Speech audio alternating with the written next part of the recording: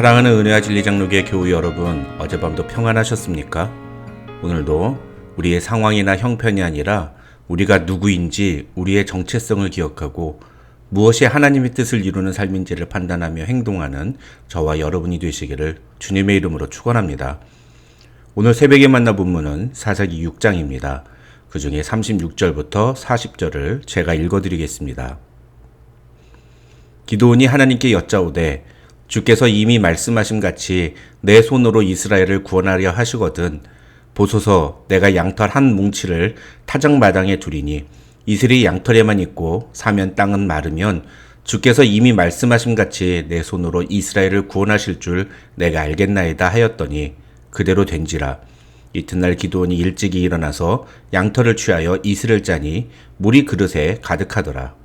기드온이 또 하나님께 여짜오되 주여 내게 진노하지 마옵소서. 내가 이번만 말하리이다. 구하옵나니 나로 다시 한번 양털로 시험하게 하소서. 양털만 마르고 사면 땅에는 다 이슬이 있게 하옵소서 하였더니 이 밤에 하나님이 그대로 행하시니 곧 양털만 마르고 사면 땅에는 다 이슬이 있었더라. 이번 주 새벽에 만나 본문인 사사기 6장, 7장, 8장 3장에 걸쳐 우리는 사사 기드온의 이야기를 다루게 됩니다. 사사 기드온의 이야기는 사사기 내에서 삼손 이야기 다음으로 가장 긴 스토리입니다. 그것은 그만큼 중요하다는 뜻이고 실제로도 6장, 7장, 8장에는 여러 가지 많은 메시지들이 담겨 있습니다. 사사 기드온의 이야기에서도 우리가 주일날 살펴본 죄의 악순환이 발견됩니다. 1절은 이스라엘 백성이 또 여호와의 목전에 악을 행하였다고 성경은 말합니다. 그러자 하나님은 이스라엘 백성들을 7년 동안 미디안의 손에 넘겨주십니다. 지난 주일날 4장을 다룰 때 우리는 겐 족속 헤벨의 아내 야엘에 대해서 이야기했습니다. 그런데 야엘의 남편인 헤벨이 누구냐? 4장 11절을 보시면 성경은 헤벨을 모세의 장인 호밥의 자손이라고 표현합니다. 그런데 모세의 장인인 호밥이 어느 민족이냐? 바로 미디안 족속입니다. 그러니까 4장에서는 하나님이 미디안 족속인 헤벨의 아내 야엘의 손을 통해서 이스라엘을 구원하셨다면 6장에서는 하나님이 미디안 족속의 손으로 이스라엘 백성들을 징계하셨다고 성경은 이야기하고 있는 것입니다. 그렇게 하나님의 징계의 도구로 사용된 미디안 족속에 의해 이스라엘 백성들은 엄청난 피해를 당합니다. 2절을 보시면 이스라엘 자손이 미디안인들이 공격해올 때 쉽게 피하기 위해서 산의 웅덩이와 굴과 산성을 만들었다는 기록이 나옵니다.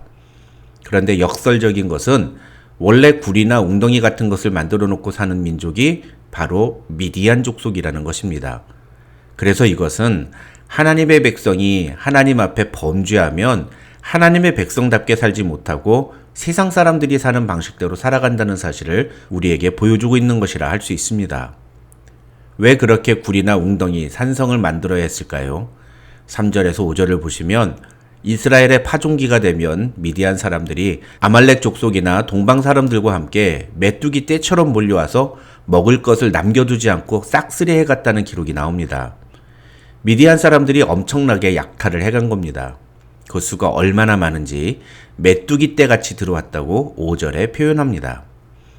6절을 보시면 이런 미디안 족속의 횡포 때문에 이스라엘은 점점 궁핍함이 심해졌고 그로 인해 결국 이스라엘 자손은 다시 하나님께 부르짖었다는 내용이 나옵니다. 그런데 그런 이스라엘 민족의 간구에 하나님이 어떻게 반응하십니까? 8절에서 10절을 보시면 하나님은 한 선지자를 보내셔서 이스라엘 민족이 범죄한 사실을 지적하십니다. 이 부분을 우리는 잘 살펴볼 필요가 있습니다. 방금 이스라엘 백성들이 하나님을 다시 찾기 시작한 것이 무엇 때문이라고 했습니까? 그들이 미디안 때문에 궁핍함이 심해졌기 때문입니다. 먹고 사는 게 힘들어졌기 때문이라는 겁니다. 그래서 하나님을 다시 찾기 시작했다면 이스라엘 백성들은 하나님께 어떻게 기도했을까요? 아마도 하나님, 우리를 괴롭히는 저 미디안 족속을 징계하시고 하나님의 백성인 우리가 먹고 사는 것에 걱정이 없게 해주세요. 뭐 이렇게 기도하지 않았겠습니까? 그러니까 하나님이 8절로 10절에서 뭐라고 말씀하십니까? 지금 너희가 왜 이런 일을 당하는지, 너희가 왜 미디안 때문에 힘든 일을 겪고 있는지 아직도 깨닫지 못하는 거냐? 이렇게 이스라엘 백성들을 책망하시는 겁니다. 우리가 어떤 문제로 고통을 당할 때 우리는 우리가 왜 이런 일을 겪고 있는지에 대해 생각해 볼 필요가 있습니다. 그 원인이 나의 죄 때문이라면 우리는 하나님 앞에 그 죄를 회개하고 그 죄에서 돌아서야 합니다. 그때 하나님의 회복의 은혜가 우리에게 다시 임하는 것입니다. 이렇게 이스라엘 백성들의 죄악을 책망하신 하나님은 다시 구원의 은혜를 베푸십니다. 그 내용이 11절부터 시작이 됩니다. 그렇게 하나님이 이스라엘 백성들에게 구원의 은혜를 베풀기 위해 선택한 사람이 바로 사사 기드온입니다. 그런데 11절부터 등장하는 사사 기드온의 모습은 우리를 당혹하게 만듭니다. 결론만 말씀을 드리면 6장 11절부터 소개하는 기드온의 모습은 도저히 이런 사람이 어떻게 사사로 부름받을 수 있는가 하는 의문이 들게 합니다. 특히 11절부터 24절에 기록된 기드온의 모습은 어떻게든 살아남기 위해 발부둥치는 그런 연약한 남자의 모습입니다. 11절을 보시면 기드온이 미디안 사람에게 알리지 아니하려 하여 밀을 포도주 틀에서 타작했다는 기록이 나오는데 이건 미디안 사람들에게 들키지 않으려고 포도주 짜는 틀 속에서 밀을 타작했다는 말입니다. 미디안 사람들의 눈치를 보고 편법을 저지르며 살아가는 기드온의 모습을 보여주고 있는 것입니다. 그런데 그런 기드온을 향해서 하나님의 사자는 큰 용사여 라고 부릅니다. 그러자 기드온이 뭐라고 반응합니까? 13절, 15절, 17절을 보시면 기드온은 하나님의 사자의 말을 믿지 못하고 부정적인 반응을 보입니다. 믿음이라고는 조금도 찾아볼 수 없는 태도를 보이는 것입니다. 게다가 13절을 보시면 기드온은 자신들이 겪고 있는 이 힘든 상황의 원인을 하나님의 탓으로 돌리기까지 합니다. 그런데 어떻게 이런 사람이 이스라엘을 구원할 사사가 될 수 있겠습니까? 하지만 하나님이 기드온을 사사로 부르시고 그를 큰 용사라고 표현하시는 것은 기드온이 어떤 자격이나 실력이 있어서가 아니었습니다. 또 그가 갖고 있는 어떤 미래에 대한 가능성을 보고 그를 선택하신 것도 아니었습니다. 오늘 본문인 사사기 6장에서 기드온이 하나님께 부름받는 장면은 철저히 불신앙적이고 비겁하며 아무 능력도 없고 심지어 남자로서 배포도 없었던 기드온이 하나님께 부름받았음을 보여주고 있을 뿐입니다. 하나님이 우리를 쓰시는 기준은 우리가 뭔가를 준비하거나 그럴 만한 자격을 갖추었을 때가 아닙니다. 하나님이 사람을 쓰시는 기준은 하나님의 기준에 합당할 때입니다. 그 기준은 인간이 갖고 있는 기준과는 다릅니다. 그렇다면 하나님은 사람을 쓰실 때 어떤 기준으로 사람을 쓰실까요? 하나님은 겸손한 자를 쓰신다고 성경은 말합니다. 믿음은 조금 부족해도 실력은 좀 없어도 하나님은 겸손한 사람을 선택하셔서 그를 통해 하나님의 놀라운 역사를 시작하십니다. 15절을 보시면 기드온은 하나님께 이런 고백을 합니다. 오 주여, 내가 무엇으로 이스라엘을 구원하리이까? 보소서, 나의 집은 므낫세 중에 극히 약하고 나는 내 아버지 집에서 가장 작은 자니이다. 베드로전서 5장 5절을 보시면 하나님은 교만한 자를 대적하시고 겸손한 자에게 은혜를 베푸신다고 성경은 말합니다. 우리가 하나님께 쓰임받는 인생이 되려면 우리에게 가장 필요한 것은 바로 겸손이라는 것을 기억해야 합니다. 그런 기드온이 하나님의 부르심을 인정하게 된 사건이 바로 17절부터 24절의 내용입니다. 간단하게만 말하면 기드온은 하나님께 드린 예물을 통해 하나님께서 표징을 보여주심으로 하나님의 뜻을 인정합니다. 우리식으로 말하면 예배를 통해서 하나님께 대한 믿음을 갖게 되었다는 것입니다. 그리고 그가 하나님 앞에서 보여준 첫 번째 모습이 바로 25절부터 35절의 내용입니다.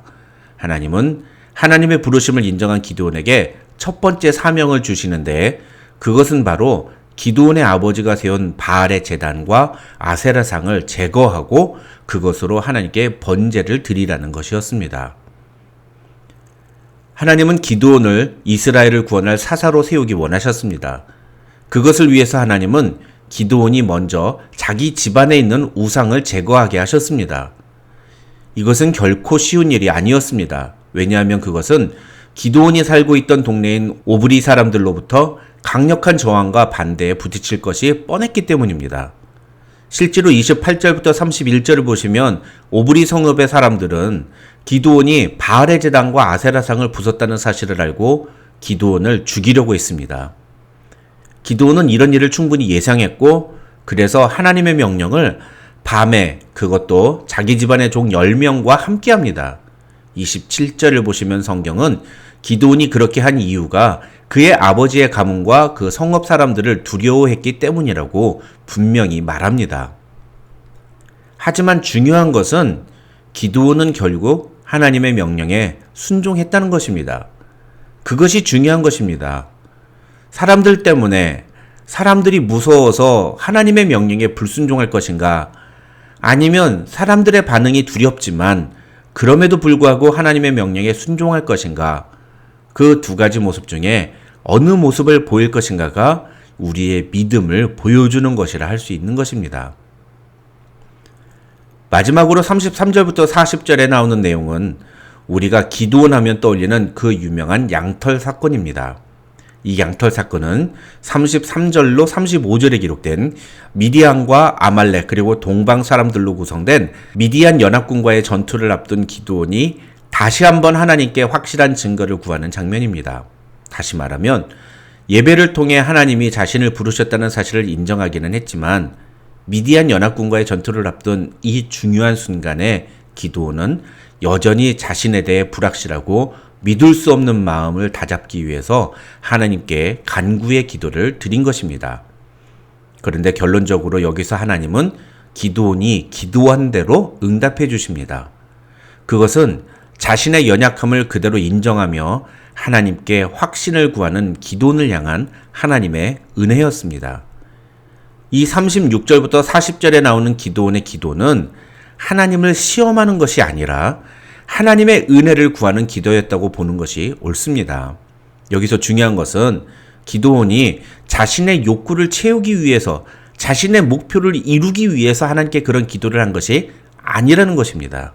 기드온은 철저히 하나님의 뜻이 무엇인지를 알고 싶어 했고 하나님이 정말로 자신을 쓰시기 원하신다는 그 증거를 보여달라고 간구한 것입니다. 오늘 저와 여러분도 하나님께 간구할 때 하나님은 신실하게 응답해 주시는 분이심을 믿으시기 바랍니다.